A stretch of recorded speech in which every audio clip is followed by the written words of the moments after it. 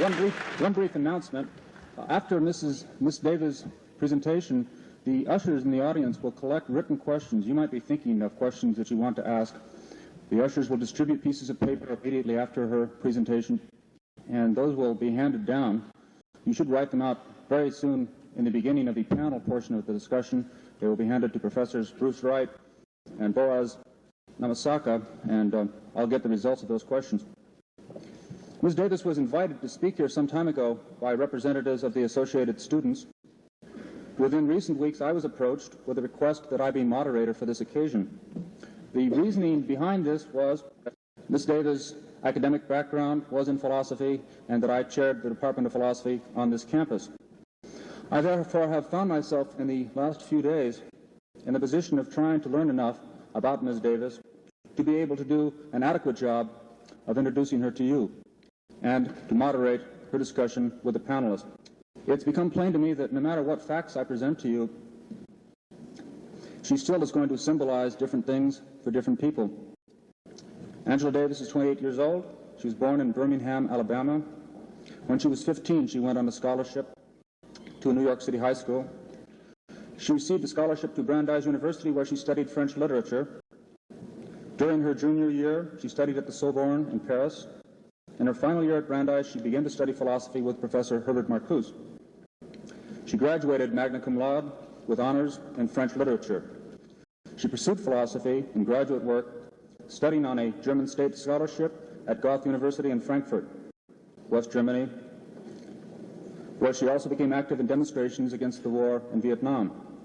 It was here that she began to formulate the topic for her doctoral thesis, Kant's philosophical concept of freedom as it related to the Black liberation movement.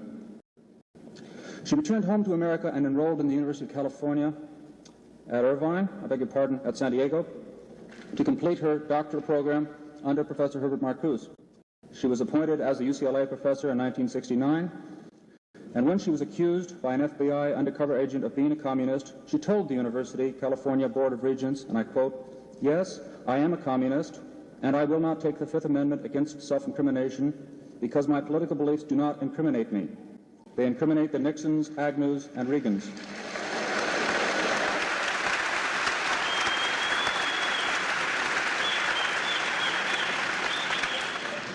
Attempts were made to fire her from UCLA because she was a communist, but the courts ruled this unconstitutional. Meanwhile, her classes at UCLA were the most widely attended in the history of the school, and all but one of her several hundred students rated her excellent. In 1970, Ms. Davis became active in the defense of the Soledad brothers and was outspoken in protest against the growing number of political activists, especially the Black Panthers, who she believed were jailed and killed under the guise of law and order. In June, she was fired by the Board of Regents, this time on the grounds that her speeches were held to be inflammatory.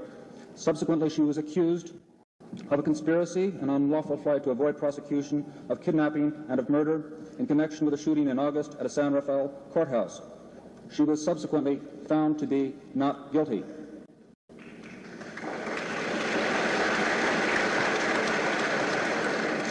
Given the difference of opinion there will be in this audience about what Ms. Davis is and what she represents, let me just stress 2 points.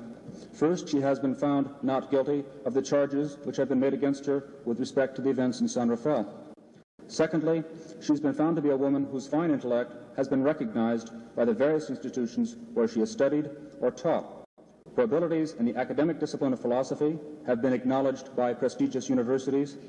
I hope that you will join me in respecting the judgment of those institutions and welcoming and listening to Ms. Davis' speech on the topic of oppression and repression. Thank you.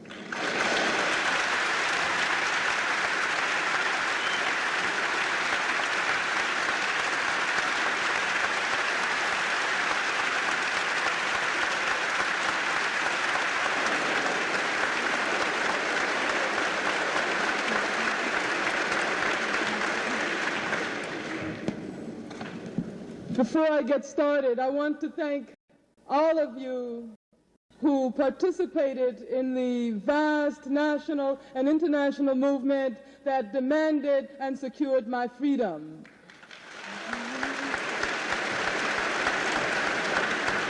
I recognize that had not it been for the efforts of thousands and millions of people throughout the world, I would not be standing here speaking to you this evening.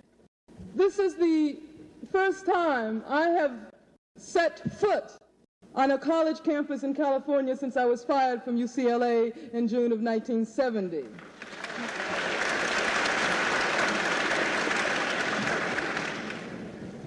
It's a particular pleasure for me to be here this evening, since shortly after my acquittal, Ronald Reagan made it known that he was going to do everything within his power to bar me, not only from UCLA, but from the entire college and university system here in California.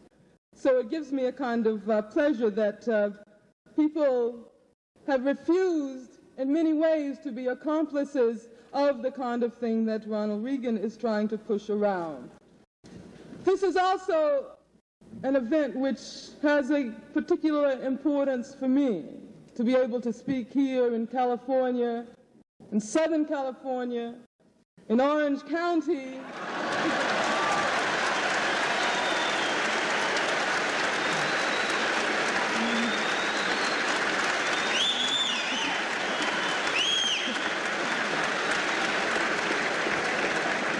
And I think that this is especially a victory in light of the mudslide re-election of Richard Nixon. Most people call it a landslide victory, but I think it was a mudslide of racism and reaction.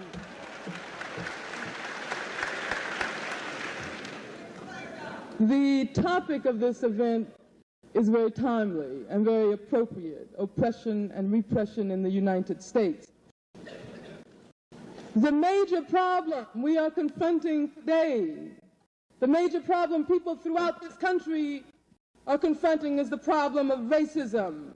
And I think that if the last 4 years are any indication of what is to come during the next 4 years, we can indeed predict a very catastrophic period within the history of this country. Black and brown and Asian and Native American people have always been the first victims of oppression and repression in this country. But I think that white people in this country, particularly white working people, should begin to understand that they too are exploited and they too can be victims of repression. On many occasions in the past, and especially during this recent period after the elections, I have used the word fascism.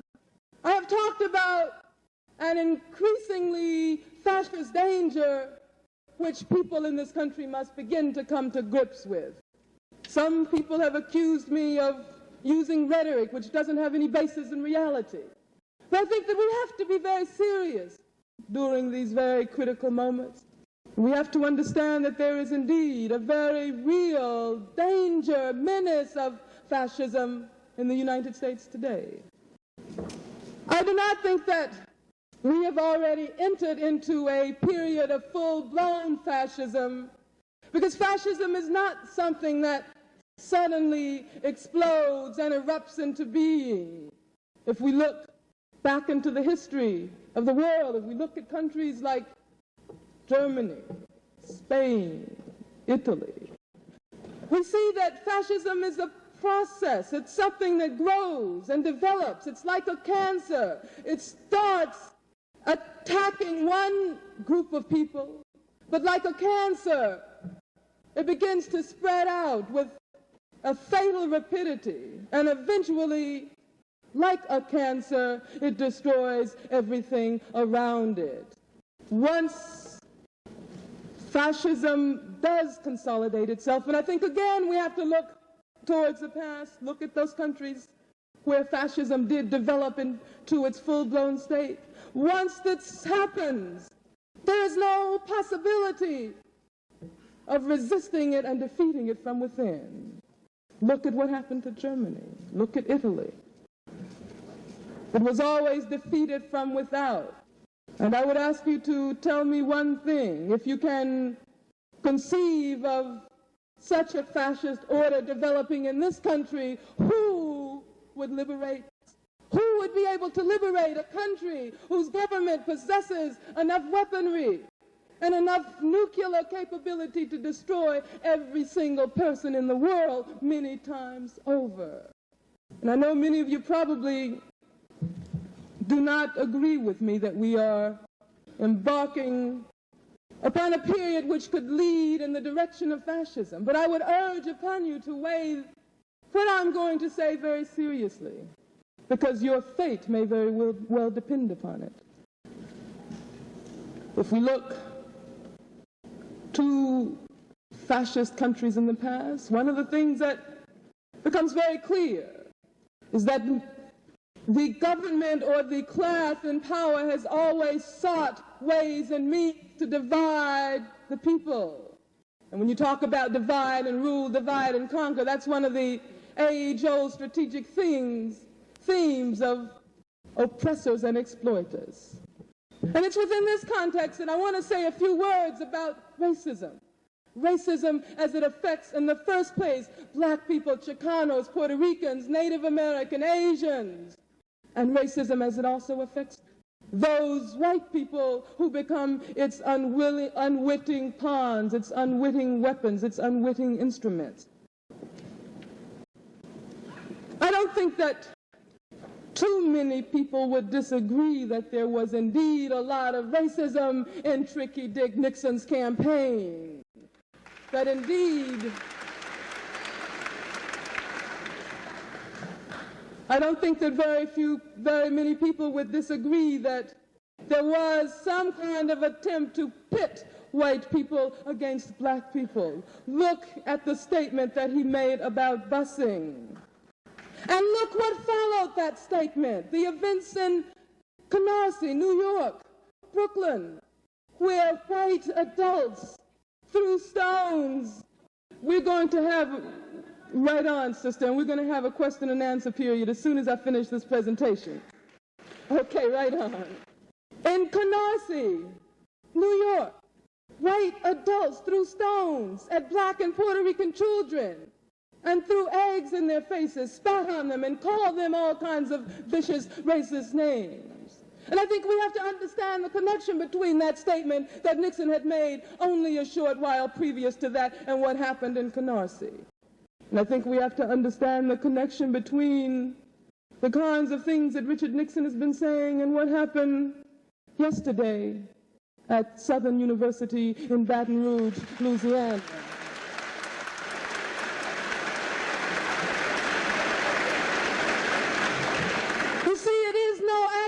That precisely at this moment we appear to be returning back to Little Rock, Arkansas. We are returning back to Orangeburg, because Orangeburg preceded Kent. You know, black students had been killed already in a protest situation before the students at Kent State were killed. But because of the racism that is so deeply embedded in this country, the reaction came only when white students were killed. But let's try to understand, first of all, what racism is all about. Let's try to understand its source and who it benefits.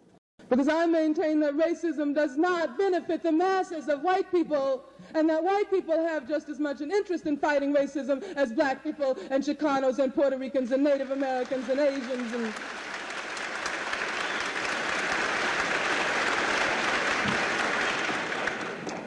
first of all, let's ask ourselves, who does racism aid? And I don't think there's any doubt about the fact that the beneficiaries of racism are not the masses of white people, but the vast capitalist corporations in the country. And you see, when I talk about capitalists, I'm not talking about the small businessman, the person who has a corner drugstore or a corner grocery store. See, that's what Richard Nixon wants us to think black capitalism is all about. But you see, capitalism today, when we talk about capitalism today, we have to look towards the General Motors, the Standard Oils, the IT&Ts, the General Electrics, the Bank of Americas, and I could go on and on. But actually, I couldn't go that far, because the number of people people in this country who control the majority of the wealth is extremely minute. If you take the 100 largest corporations in this country, they already control 50% of the wealth. And then you take the 200 largest, you find out that they control practically all except 15% of the wealth in this country. But then 70% of all income taxes are paid by working people. Does that sound right? Sounds like there's something wrong with that. But let me try to explain for a moment how racism affects people of color and black people, Chicanos, Puerto Ricans, and all people of color in this country. If you take working people of color, and if you compare the wages which we receive to the wages which white workers doing the very same jobs, and I'm using government statistics that the government has given us, you find that there is a $28 million differential. That is to say, black people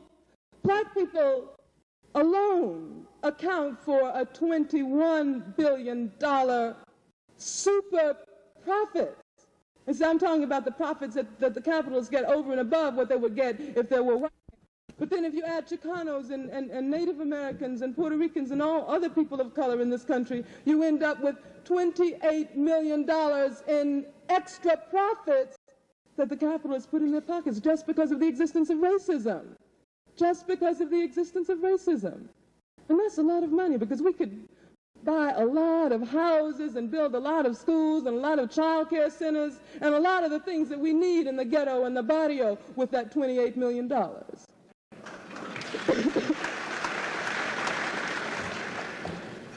But you see, racism serves yet another function, and that is the disruptive, divisive function.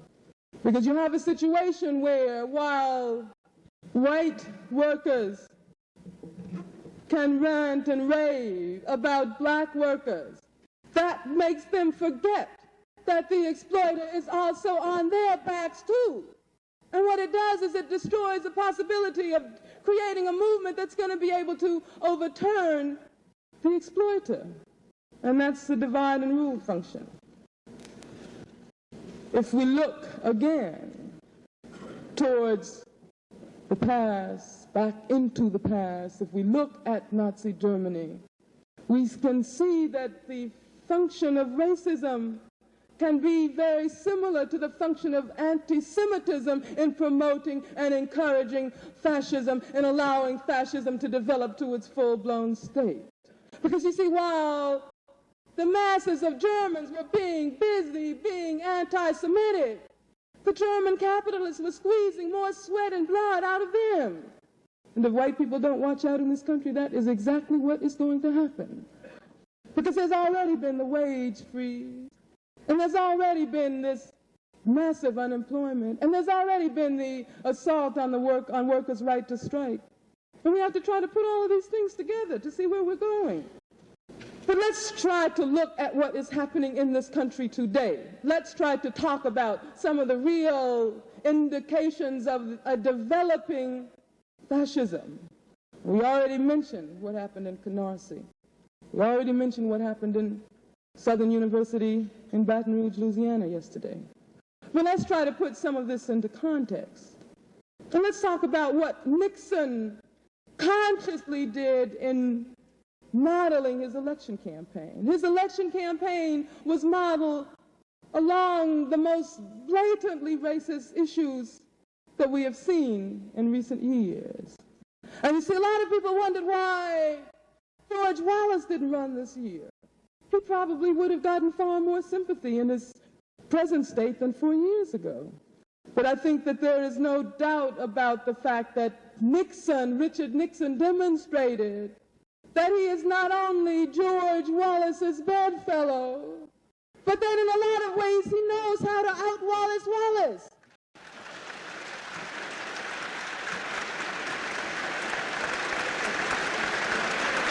Because you see, in a lot of ways, the Nixon is a little bit more clever, a little bit shrewder than George Wallace, so he can get much further.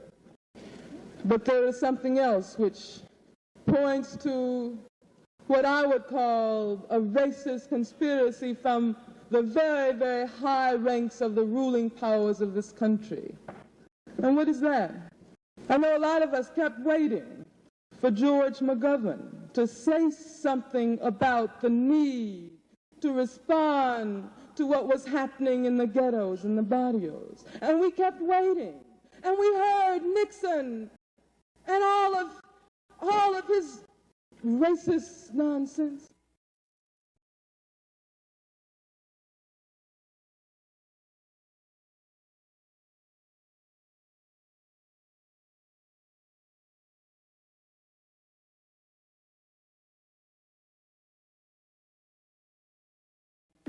To say something about the need to respond to what was happening in the ghettos and the barrios. And we kept waiting.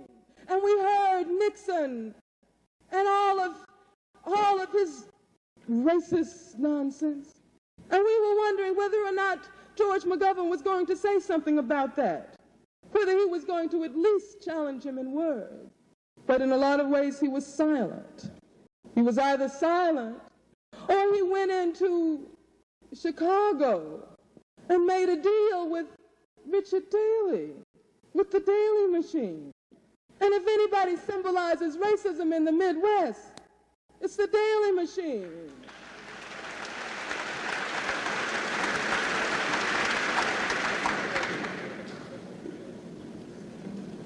And that also meant at least implicit support for Hanrahan, who was a part of that whole slate. And we know what Hanrahan is all about, because an official investigative commission confirmed that Hanrahan definitely had something to do with ordering the attack which led to the murder in cold blood of Fred Hampton and Earl Clark as they slept in their beds. But I think the failure of McGovern to at least verbalize a forthright challenge to racism indicates that we will indeed be facing very serious days ahead.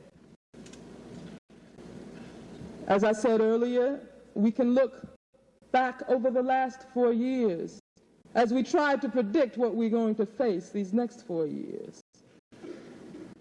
And what I've tried to do is to try to understand what happened in Germany prior to the Nazi seizure of power, prior to the Nazi seizure of power.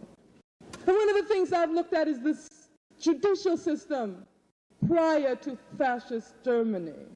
And I noticed some very, very frightening parallels between the deterioration of the judicial system in pre-Nazi Germany. I'm stressing this, pre-Nazi Germany, before Hitler seized power. There's some very frightening parallels between what was going on there then and what is going on here now. And let's just look at the Supreme Court. You see, once upon a time, there was something called the Fifth Amendment. And once upon a time, the Fifth Amendment was supposed to be one of the mainstays of democracy in this country. But the Supreme Court recently rendered a decision which virtually annuls the Fifth Amendment. Because you see, now you can't say, I refuse to testify on the grounds that it might incriminate me, especially when you're going before a grand jury, and grand juries are becoming increasingly instruments for political intelligence to find out what's going on in the movement. And you can't say, I refuse to testify on the grounds that it might incriminate me. It used to be that if they forced you to testify, they would give you immunity from prosecution. But now, according to a recent Supreme Court decision, they don't have to give you immunity from prosecution. All they have to say is that they won't use those few words that you may have said during the grand jury hearing or during the court appearance. But that isn't to say that they will go up and dig something else up, fabricate something, and charge you with the very same thing about which you're supposed to be testifying. Once upon a time, the jury system in this country was supposed to be one of the most important institutions of democracy in this country. Once upon a time. But the Supreme Court has recently ruled that you don't have to have 12 individuals totally convinced that you are guilty in order to be convicted. It can be 9, it can be 8. Have you ever seen that movie, 12 Angry Men? Where one man who believes in the innocence of the person who's on trial succeeds in convincing all 11 others that he indeed is right. But you see, this in 2 states already, this doesn't exist anymore. And I'm sure that the rest of the states are going to begin to follow suit very soon. But what does this mean in terms of this racist offensive? It means that if you have a situation where a black person or Chicano person is on trial, and you're in a county where the most you can hope for is maybe 1 or 2 or 3 blacks or Chicanos on the jury, that means that whatever input they might have will be totally canceled out. And so you remember what happened with Huey's case, how he was tried on 3 different occasions, and there were hung juries. And as a result of that, they had to dismiss the trial because the charges, it was obvious that the racism and the bias of jurors was preventing a just verdict from coming forth.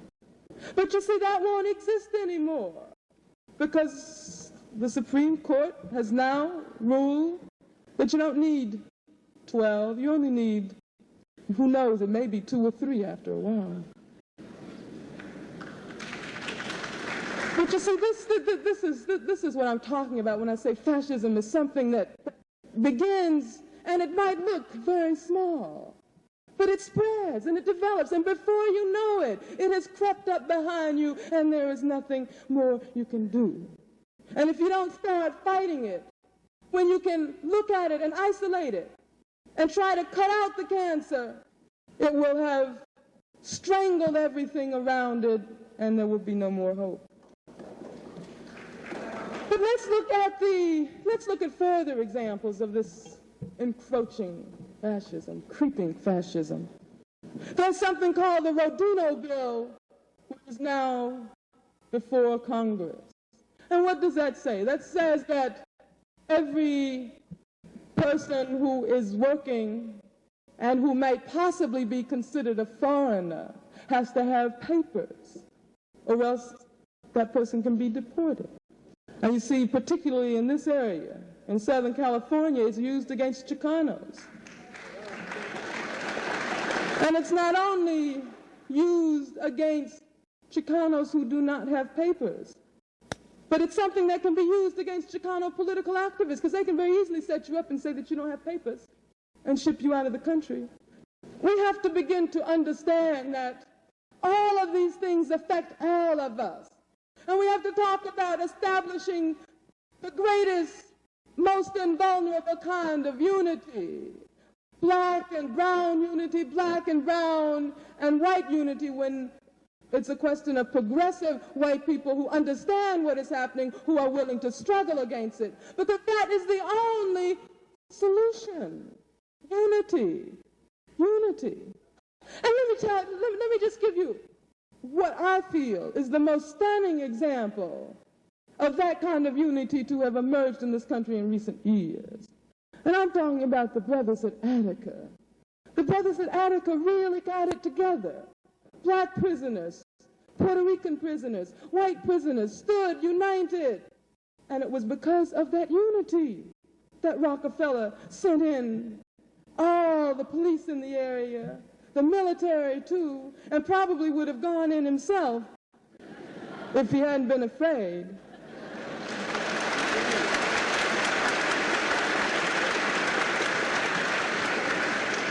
They fear that unity. The oppressor, the repressor, the exploiter. But we have to counter all attempts to pit black people against brown people against black people. Because you see, one of the things that they do in order to divide the movement and to disrupt any attempt to build this unity is they'll tell Chicanos, well, black people have eaten all of the pie and there isn't any left for you. And then they'll tell black people, Chicanos have eaten all the pie and there isn't any left for you.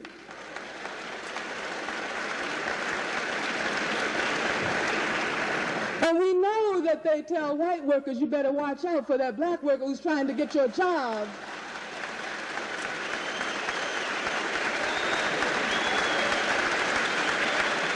But let me give you another very clear, very obvious example of those attempts to divide and disrupt. And I'm talking about all of Nixon's pronouncement about welfare.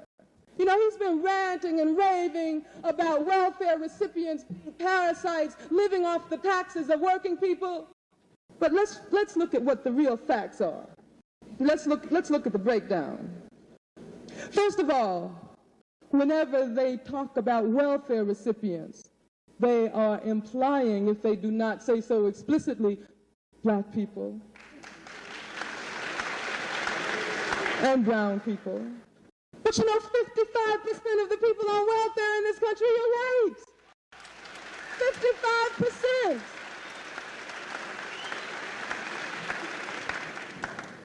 And then they talk about the draining of the federal budget. But less than 4% of the federal budget is spent on welfare in the first place. Welfare is the most inhumane kind of system in this country, the most racist. But let's compare $7.8 billion that comes out of the federal budget for welfare to the $120 billion defense budget. What does it mean?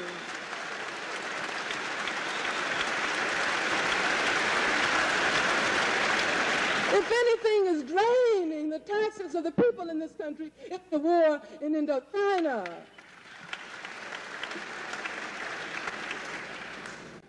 And that potential war that they're trying to build up in South Africa and elsewhere in Africa, where our sisters and brothers are struggling for their liberation.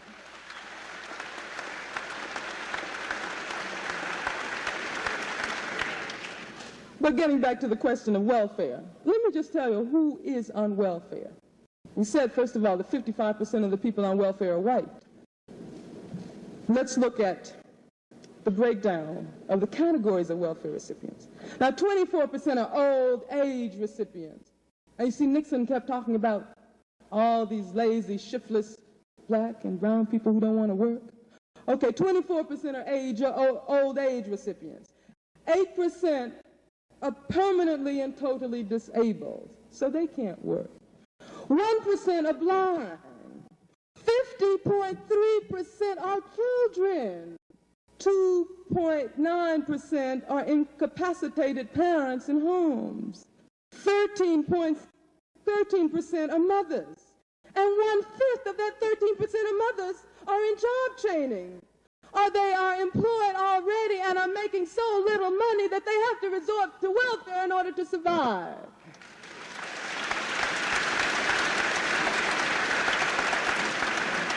So you end up with 0.8%, 0.8%, who are able-bodied men who are also seeking jobs.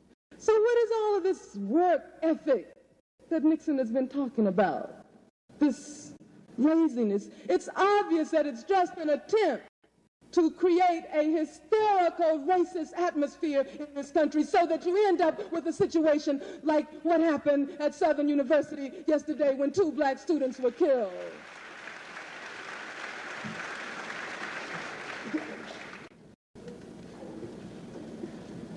I would like to move briefly into another area, an area where you find many, many symptoms of creeping fascism. And that's the area of political prisoners. And this is something that I feel very close to because I know what it is like to be a political prisoner.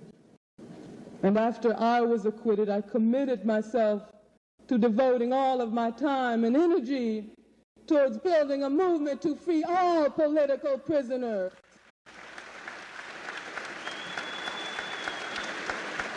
All political prisoners and victims of racist repression in this country. And we don't have to look very far at all if we want to know where some of the political prisoners in this country are. I know I don't have to look very far because my former co-defendant, Rochelle McGee, is awaiting trial in San Quentin prison. There is Ricardo Chavez Ortiz,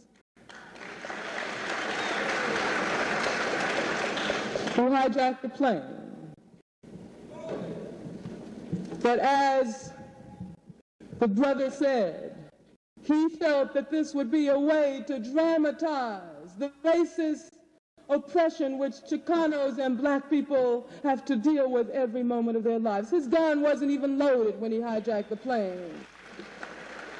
And he called a press corps and made a very long and moving statement about the condition of people of color in this country today.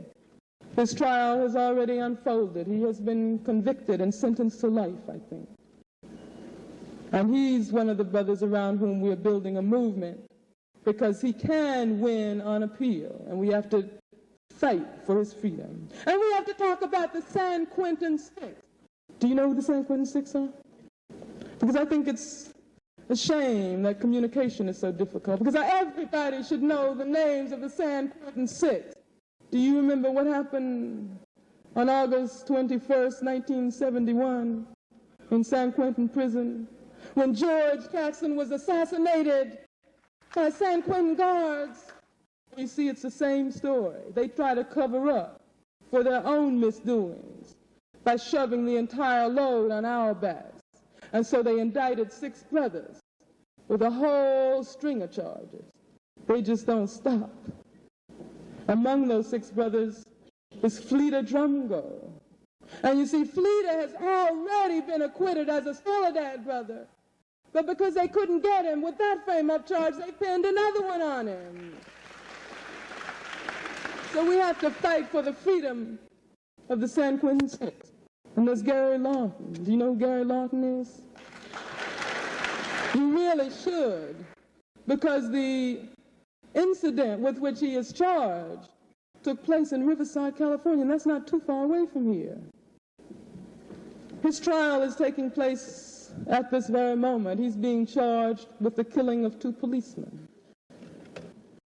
And you see, the witness to that incident said that Gary Lawton didn't look anything like the person who would kill the policeman. Yet and still, Gary Lawton was a political activist. He was a brother who spoke up for the rights of black people, who struggled, and as soon as they found something they could use to set him up, they tried to railroad him right through to the gas chamber.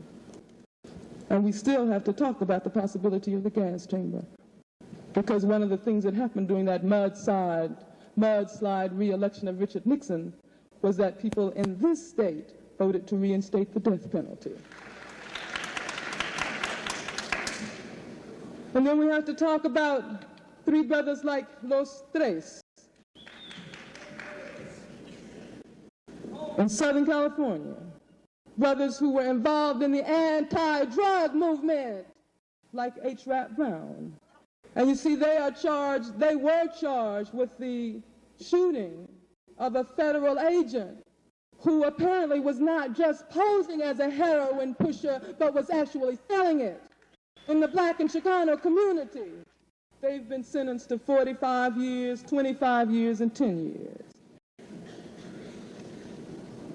And you see, I've just given you a few names from California. It's just a small fraction of the political prisoners here in California today. And it's just a grain of sand, not even a grain of sand when you consider the national situation.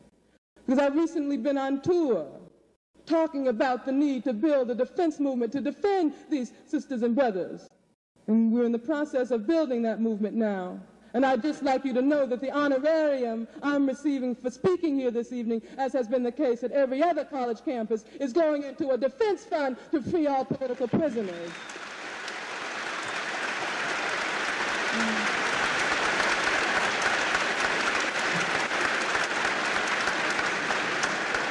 Sometimes it's really frustrating work. because you accumulate a list of names this long. And then when you start traveling, as I've been doing recently, you realize you haven't even begun. You haven't even begun, because every single place you go, there are sisters and brothers who want to sit down and talk to you about this case, which has to be worked on, about this sister or this brother who has to be freed. I was just in Atlanta a couple of days ago, and I talked to a woman whose 25-year-old black daughter has just been sentenced to life in prison. Her name is Emily Butler. You heard about the case of Emily Butler? It's a very tragic case. Because when we talk about racism and the black worker, we have to try to understand what's been happening with the Emily Butlers. She's a sister who worked at the Atlanta Internal Revenue Service Bureau.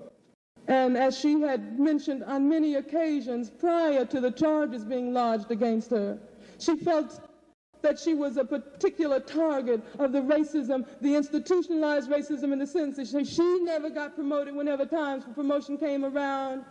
Whenever she made a request, her request was always denied. And when it came to just outright, blatant, overt racist harassment, she had to deal with that every single day, every day she went to work. And you see, one day she asked to see her doctor, and they told her no. And then they started screaming at her that she had punched in her time card 2 minutes late. And then the white 4 men and 4 women really began to get on her back. And the sister became so desperate that she didn't know what to do. And she went and got a gun and she shot 2 women. But you see, let's try to understand what was happening in that situation. Because that's certainly not the answer to liberation. I mean, we got hundreds of thousands of Emily Butlers. And we have to realize that Emily Butler is not guilty. It is racism that pulled that trigger. Racism. And if anybody needs to be indicted and imprisoned, it's the reincarnation of racism himself, Richard Nixon.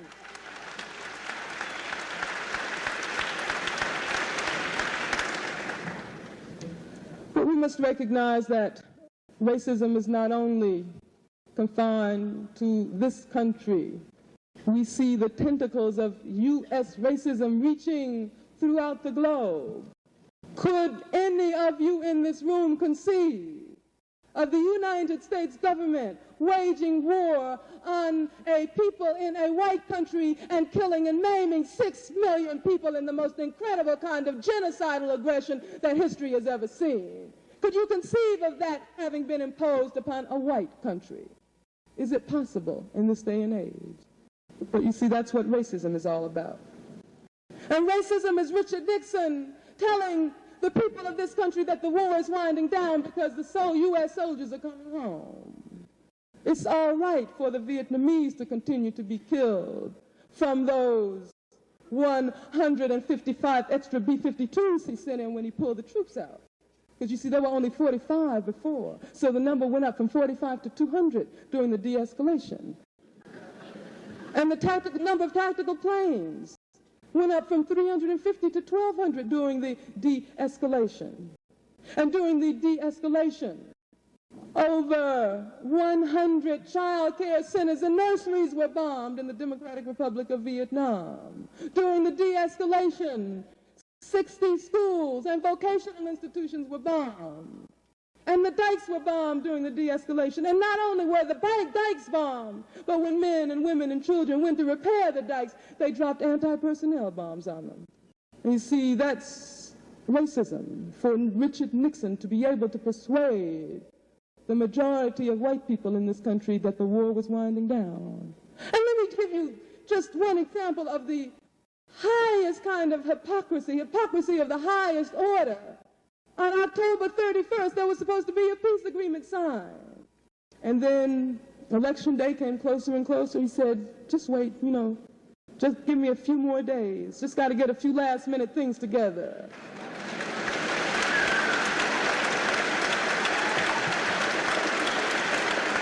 But that is not all. That is not all. Listen to this. This is a clipping from the New York Times of November 9th, 1972. The United States Military Command reports on November 9th that American B-52 bombers set a record Tuesday for concentrated bombing in a single South Vietnamese province in a single day. Quang Tri province, just south of the North Vietnamese border, was the target for the record B-52 saturation raids. There in the foothills northwest of Quang Tri City, 23 missions were flown. This number was more than double the previous high for a single province and amounted to about 70 aircraft, dropping a total of probably something like 2,000 tons of bombs. And this is November 9th, 2 days after Election Day. And on Election Day itself, 2.5 million pounds of bombs were dropped in Vietnam. We're talking about dates. Let's talk about something that gives us a little more courage and a little more hope. On November 14th, 3 days ago, a very stunning people's victory was won. Billy Dean Smith was set free at last.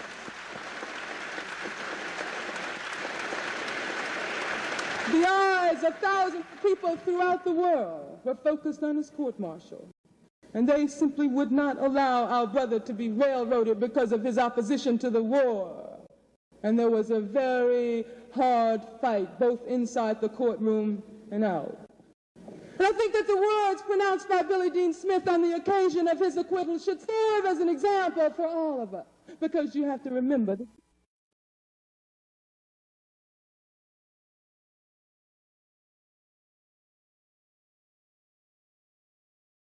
and really feel free until the war in Southeast Asia is over. And so I think it's important to recognize that this is a black man speaking, a black man who understands that a victory for the people in Vietnam will be a victory for all oppressed people here in this country and everywhere in the world. Billy Dean Smith said that the blood of nearly 6 million Vietnamese has seeped into the soil of rice fields which will never grow again. And the gouged out trenches of a devastated land run red with the life substance of a people who would be free had they not been made scapegoats in this vicious war game which would-be fascists choose to play at their expense. I now wish to dedicate, says Billy Dean Smith, the rest of my life to working towards guaranteeing that other persons like myself will not have to be subjected to the injustices I faced in both the military and courts throughout the country. I commit myself to working for the freedom of all political prisoners.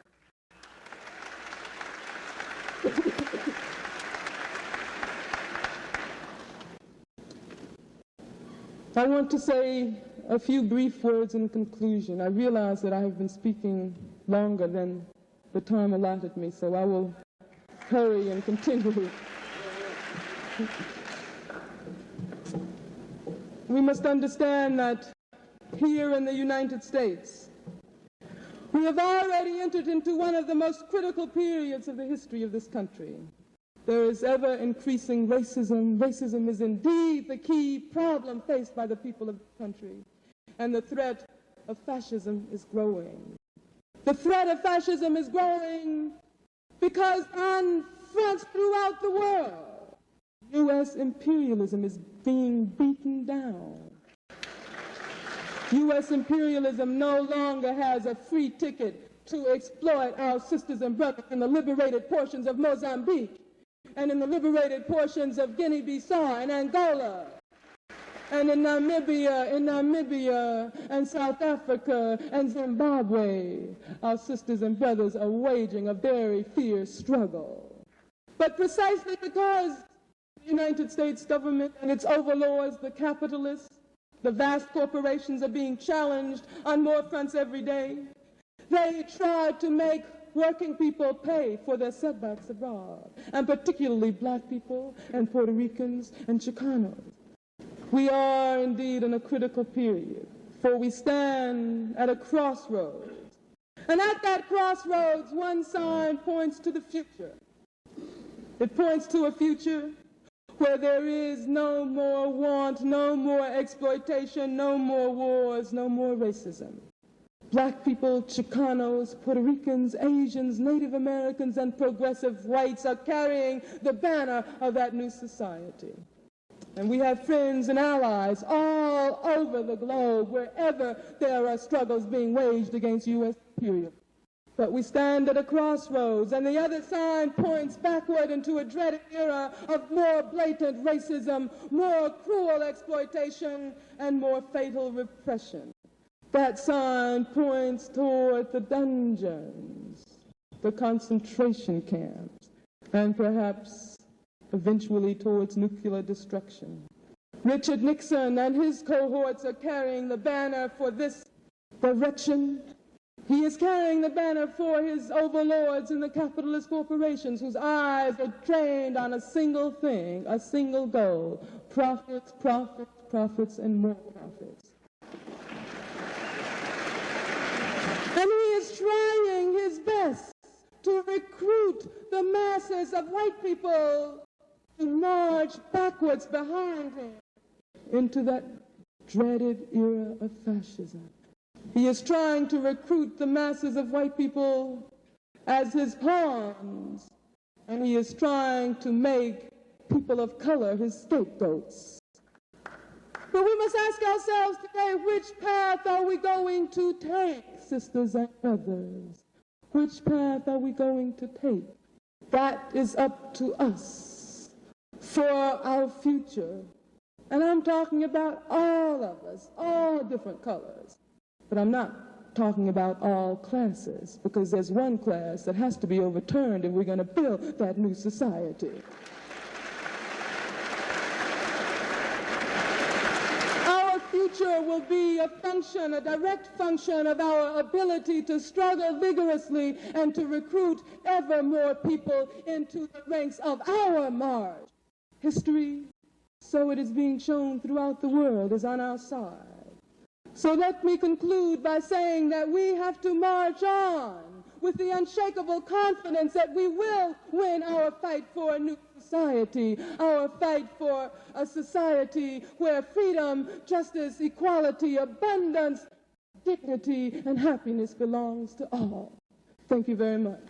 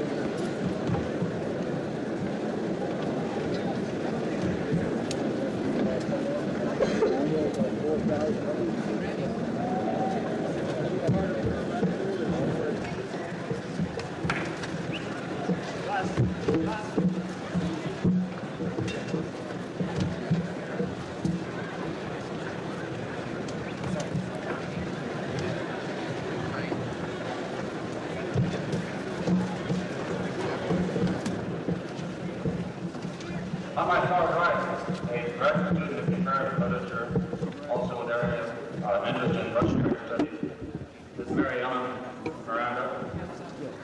Next to me, Mr. George Yeckel. Mr. Yeckel is the Director of Associated Students Programs, largely responsible for organizing this program. He's also a graduate student in political science. On my left is Michael Murphy. Michael Murphy is a former philosophy student, also a graduate student in political science. And on my far left, Mr. Ronald Hughes. Mr. Hughes is an instructor and a student of sociology at UCLA. format that he had in mind was that I would present one question to Ms. Davis to begin discussion. She will answer a question posed by me, and then there'll be a dialogue between Ms. Davis and the panelists. In a few minutes, the questions that you have prepared will be delivered to me, and Ms. Davis will answer those. I'd like to ask you this. The main things that I found interesting were the comparison between fascism and capitalism and racism. And I wonder, in your opinion, how sexual repression fits into the picture of fascism and capitalism. It was not accidental that I mentioned the welfare system, because I think that when you talk about the oppression of women in the United States today, you have to recognize that black women are the most oppressed women in this society. Black women, China women, and Puerto Rican women, women of color. And let me just give you one fact. If you look at my home state in Alabama, the average income, annual income of black women is $1,709. And if that is not oppression, then I do not know what oppression is all about. And I think that it's important to recognize the sisters who are waging the struggle around welfare rights. And I have here a book which I quoted from earlier, which is called Welfare Mothers Speak Out. And we have to begin to relate to the struggle which they are spearheading for a $6,500 guaranteed income. And those are the kinds of issues, child care systems, and those are the kinds of very material issues which the women's liberation struggle today must begin to take up and to fight for. And I'm talking about all women who are involved in the women's liberation fight. A question from Mr. Michael Murphy. Ms. Angela, you spoke this evening of oppression and repression, contradiction and liberation. Explain to us your concept of liberation and what's necessary. Ms. Davis spoke this evening of oppression and repression, which are in contradiction to liberation. I would like her to explain to us her concept of liberation as she understands it, and what prescriptions are necessary for the realization of liberation. Well, as I said during the presentation, the most pressing danger we face today is the menace of fascism. And if fascism ever engulfs this country, it won't even be possible to talk about projecting a path towards liberation. That has to be our fight. I am a communist. I know what I believe that liberation is all about. I think that liberation is only going to come when we first talk about seizing control over the wealth which the majority of people in this country produce. And that means overturning the capitalist system. I think that liberation, it has to come through building, carrying out a socialist revolution, and then entering into a socialist society.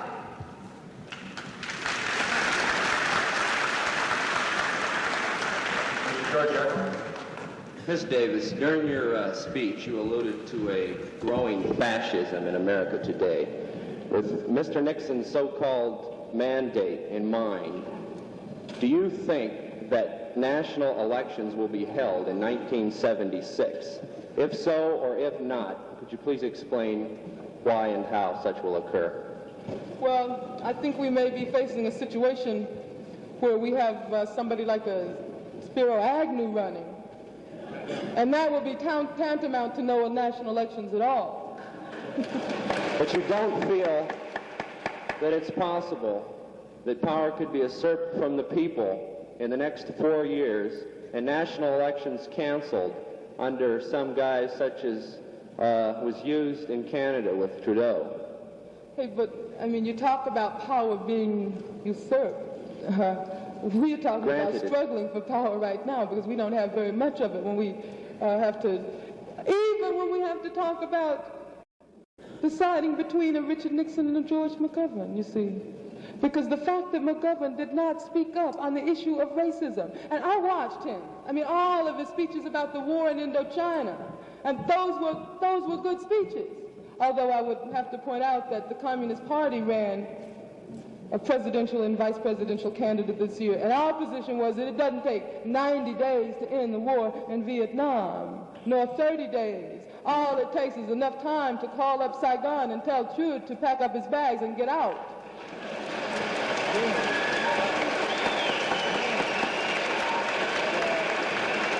So then, But you see, let me just maybe explain one thing. Generally, when we think about fascism, all kinds of horrible visions crop up in our mind. We think of no elections, we think of concentration camps, and we think of all of the things that people have been trying to repress that took place in Nazi Germany, although the very same thing is happening in Vietnam today.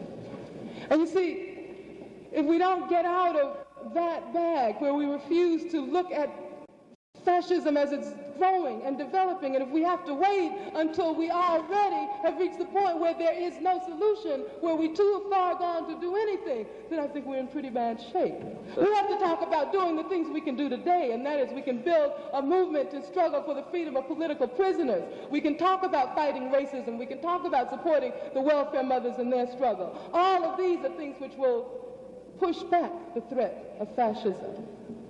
So then the next 4 years would be some of the most critical in building that type of movement.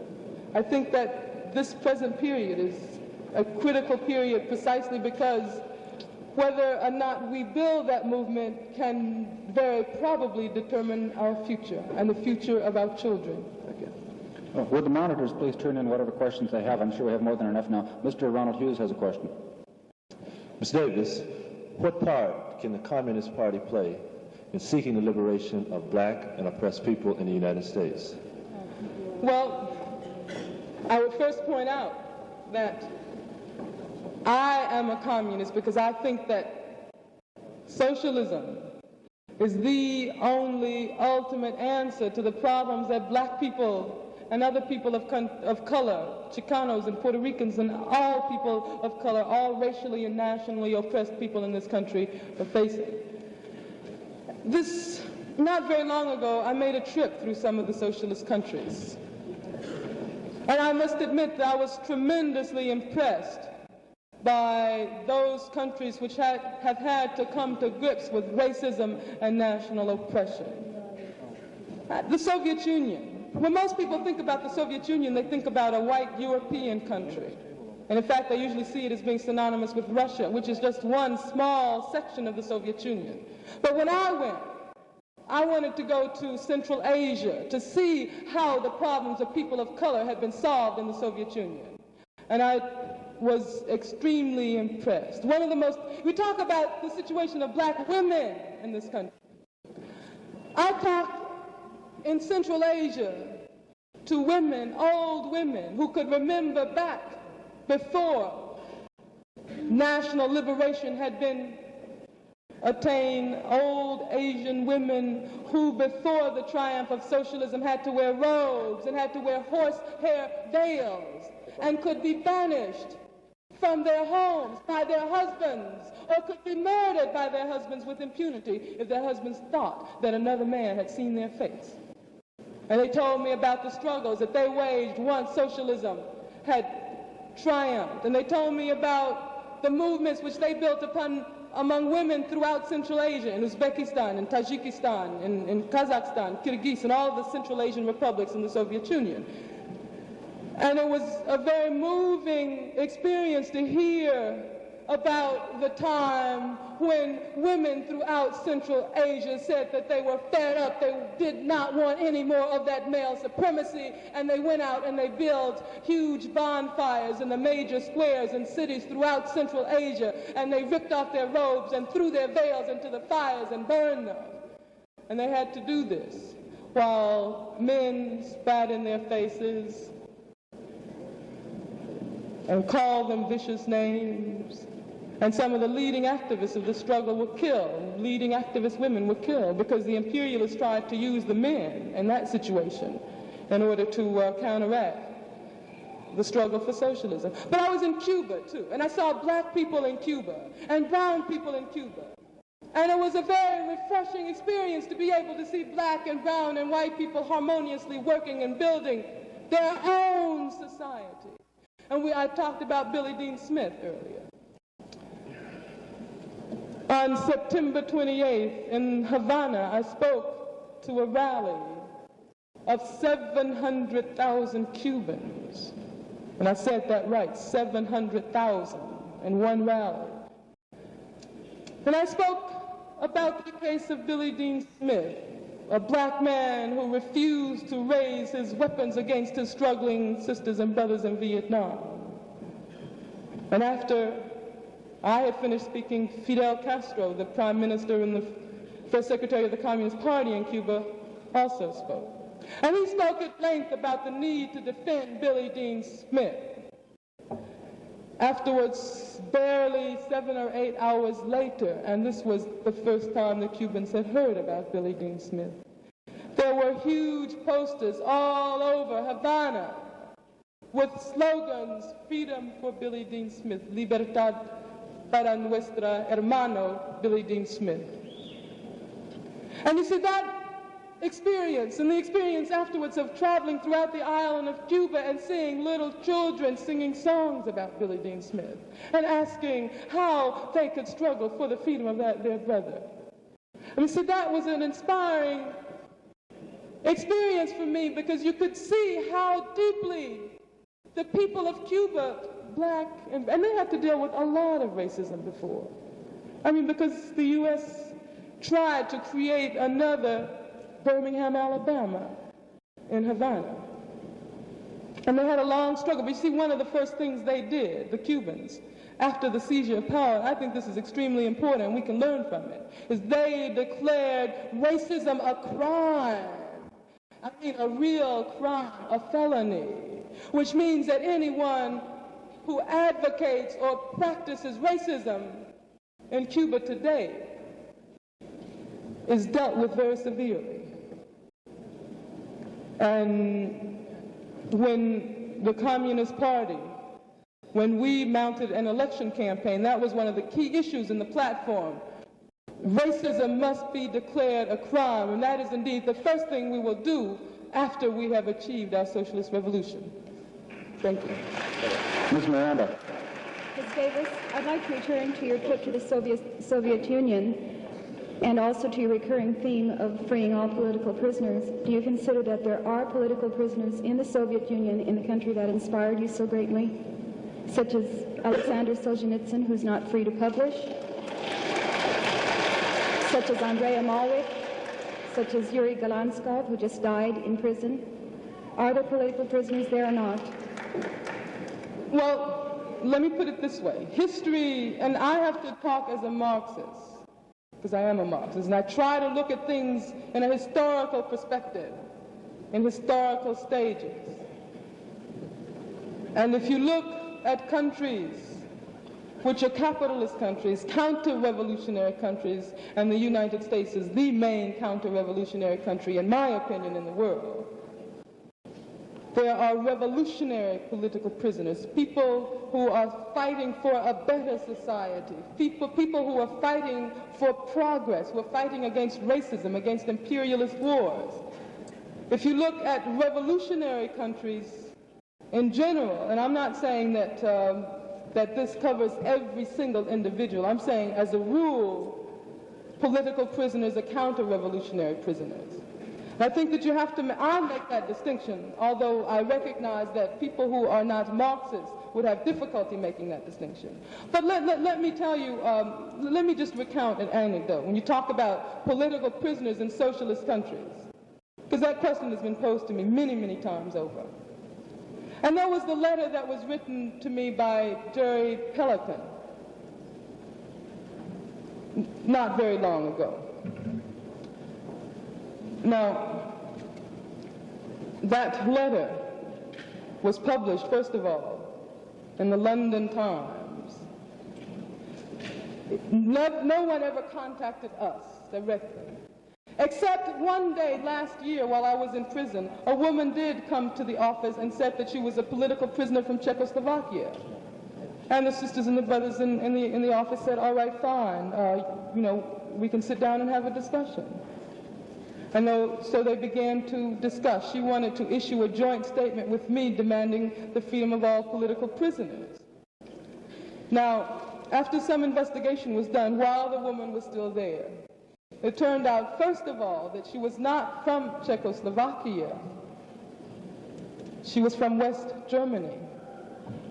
West Germany is a capitalist country also. And she said that immediately after she had been released from jail in Czechoslovakia, she was making a nationwide, worldwide tour. Now, it seemed to me that the fallacies in that situation indicated that there had to be a lot of propaganda behind that. Because no one has ever contacted us individually. There have been open letters, why do I not support all political prisoners? But no one has ever seriously tried to approach us and explain to us what the nature of cases are and ask us for our support. Jerry Pelican, who wrote the letter to me, the open letter in the London Times, and I would like to point out that a lot of people have written letters that have just been addressed Angela Davis, United States of America, and they've come to me. He is now living in England, in London, in a very large mansion with the greatest kind of security provided, I assume, by the British government. And so I would ask you to consider those things also when you talk about political prisoners in socialist countries. Now, I have to point out one last thing. You see, people are always bringing that up, but I have not seen one person who stresses that so much involved in the struggle to free Black and Chicano and Puerto Rican political prisoners in this country. And there are thousands and thousands and thousands. You see, and that's where, when I talk about struggling for the freedom of political prisoners, I'm talking about struggling to free my sisters and brothers who are struggling against racism and against the war in Indochina. And I haven't seen the political prisoners in the Soviet Union support the struggle of the people of Vietnam. I think that is where it is at.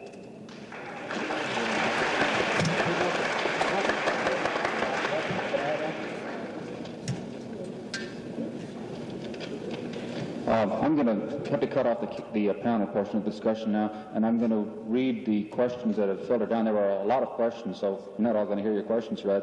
We try to get some representative and interesting questions, and here's one. Do you plan any attempt to regain your teaching status at UCLA? I plan to fight. Apparently, as I pointed out earlier, Ronald Reagan has decided that he is going to utilize every means at his disposal in order to prevent me from regaining my position at UCLA. But one of the things that I'm going to do while I'm down here is to have a conference with my lawyer and to talk to some of the sisters and brothers on campus at UCLA to talk about what can be done about the situation at the University of California.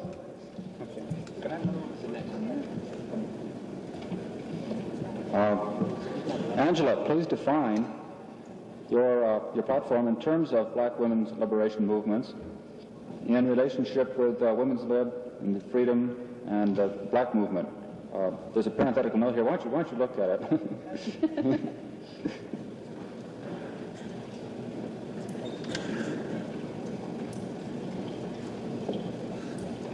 Please define your stand in terms of Black women's liberation movement in relationship with the women's liberation movement and the Black movement in parentheses male dominated.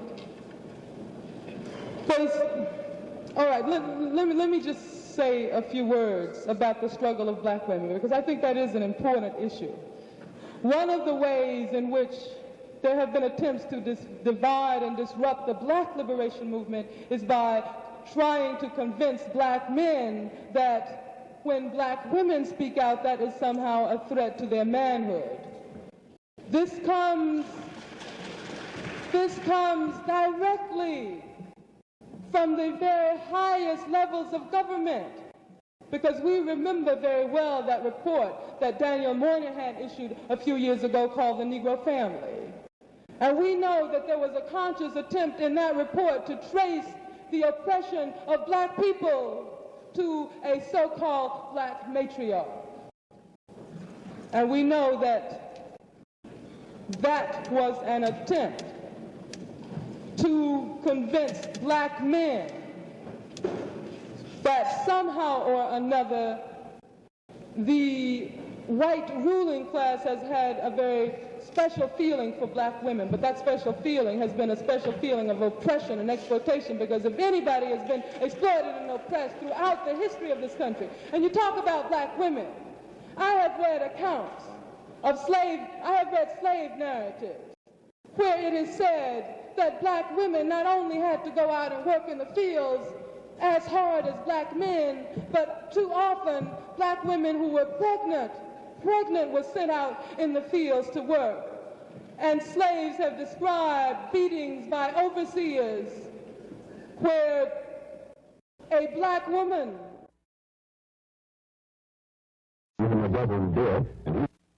said that black women not only had to go out and work in the fields as hard as black men, but too often black women who were pregnant were sent out in the fields to work. And slaves have described beatings by overseers where a black woman, a slave woman, because she is pregnant or because she has had a child and has not been able to feed her child, her breasts are overflowing with milk and she is not able to work because of the pain. And the slave master beats her, the slave overseer, and the blood and the milk flow intermingle. And then we have to talk about that special kind of pit that they had dug out for pregnant black women who couldn't work as hard as her male counterpart and was forced to lie prostrate with her belly in this pit so that the overseer could beat her on her back. And you see, that's the special kind of privileges that black women have received from the white ruling class in this country. But you see, there is also something else which we as black women and as black people ought to be very proud of. Black women have always played a very critical role in the struggle for survival and the struggle for liberation. And there was not only Harriet Tubman and Sojourner Truth, but there were countless nameless black slave women who fought alongside their men, who fought during the slave rebellions, and who fought in many different ways, who resisted slavery. And we have to talk about Rosa Parks and Fannie Lou Hamer and all of the black women today who are struggling in the liberation movement. We have to combat. Black men have to realize that those attempts to convince them that black women, if they are active and if they lead and if they struggle, are challenging their manhood, those are nothing but attempts to sabotage and subvert the black liberation movement. We've got time for one more question. Okay, we have time for one more question, I'm told. I'm going to sneak another one in here. This is a quickie. Could you tell me if your brother is married, the one that plays football? Yeah, he's married and he has a 2-year-old son. Okay. I don't know what the significance of the question was, though. What is your opinion? Was there some kind of political significance to that? No, that wasn't a deepie. What is your opinion of the cultural nationalistic movement within the Chicano, Black, and Indian and Puerto Rican movement? I think in particular the question was, what is the role of communism with respect to the cultural national movement, Black, Indians, Puerto Ricans? Well, I think that we have to recognize that black people, Puerto Ricans, Chicanos, Native Americans are not only racially oppressed, we are also nationally oppressed. We are oppressed as peoples, and therefore we have to talk about asserting our identity, asserting our culture, developing and asserting our culture and identity. But at the same time, we have to recognize that our lot is the lot of the entire society in this country. And we have to talk about developing some kind of unity which does not cancel out that cultural identity, that national identity. We have to talk about developing that unity if we're going to defeat fascism and eventually if we're going to achieve liberation, which in my opinion means the overturning of the entire capitalist system. Thank you very much, Angela. Sidney Crum will make a few concluding remarks.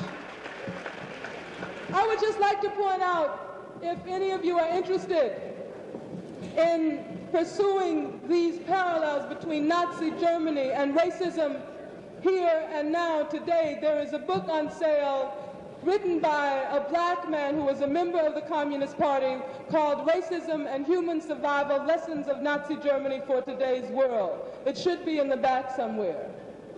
Yeah, right on. I'd like to ask, go ahead. Just one more thing. I hope that all of you sisters and brothers who are persuaded that we have to build a movement to defend our political prisoners will become active in this movement that we are trying to build.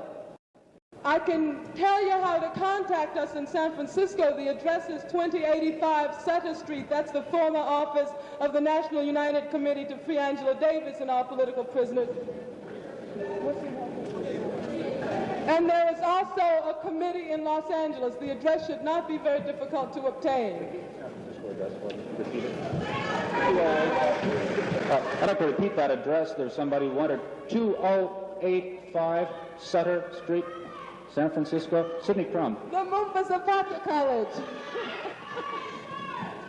There's some sisters and brothers here from the Third College in San Diego, but I just wanted to point out, when we were down there struggling for that college, we called it the Memphis Zapata College. And you all have to start relating to...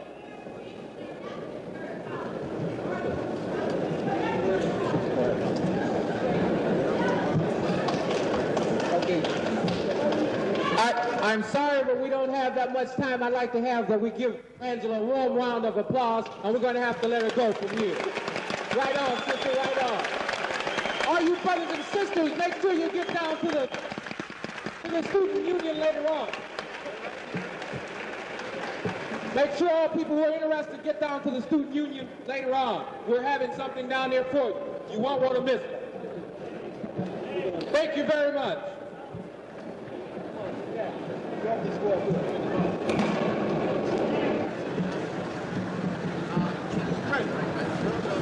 Right.